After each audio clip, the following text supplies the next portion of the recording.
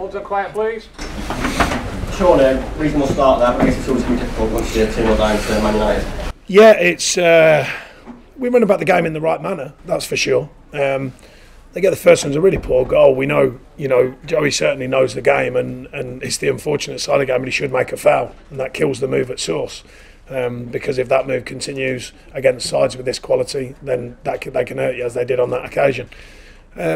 The second one is a frustrating one because we didn't deal with it, or we dealt with it okay in the initial spell, and then there's a mix-up, and then, it's very rare it would sneak under Tommy and then sneak past Keno and hit him on his inside of his foot. There's a bit of a lucky break in that one, but as you rightly said, once these teams get one up, let alone two up, then it's really difficult. Pleased with the mentality though after that, to continue to try and forge your opening to get something from the game. I mean, it seems a bit of a no-brainer really for Joey just to pull Martial back and just stop them. Well, I wouldn't say it's a no-brainer because you want your players to play in the right manner, the best they can. Even Joe, bless him. But no, but he's with his experience. Usually he'd make the foul. That most players would. It's just, I think his honesty, because he's running shoulder to shoulder, and I think he generally thought he could get a foot under him. And by the time he probably could have, then he's released the ball and carried on the run. And Mr. Fairfield nearly gets back in as well for the finish. Oh yeah. There's no lack of honesty with Joe or the rest of my team. The fact is you're playing the top end. We've had 7 out of 11 games away, and we've played 5 out of the top 6 within the 11 games. So I mean, on paper it looked like a tough run. It was always going to be that, particularly the form that Everton are in at their place, and then Man U 22 unbeaten before today. So you can't. We've cheated the system a few times in what people think and view of football, where they've gone look at the gap. But you can't do it all the time, and we've done that well here. We've played some teams that are well fancied here, and we've taken 10 Premier League wins. So.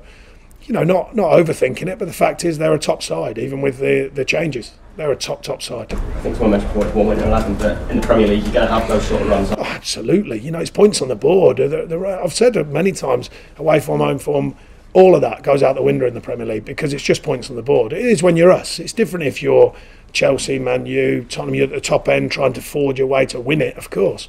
For us, our challenge is points on the board, and when you look at the points on the board before today, and even including today, when you look historically at our last 2 efforts, we're in good shape against all the odds. No one gave us any chance at all, so we're still in good shape. I guess those results yesterday have highlighted that there's still work to be done. There's still work to be done regardless. I've never been through an easy season, either end of the league, so you can't expect to rely on others. We don't, by the way. We don't expect to rely on others. We know we've got 4 big games coming, and we want to take on the challenge in all 4. Is it an injury for Burnley? Yeah, he's been managing it really, and it was getting sorer and sorer, and you're 2-0 down, they have to make a decision. So we'll give him a few days now off of it to rest, and hopefully that'll settle it down.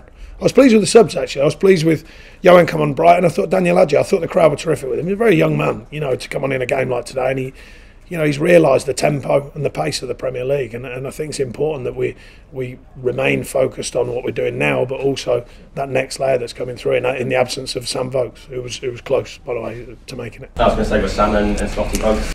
Yeah, both close. So I'd imagine as long as the next few days go well for them both, then they'll be back in contention this week.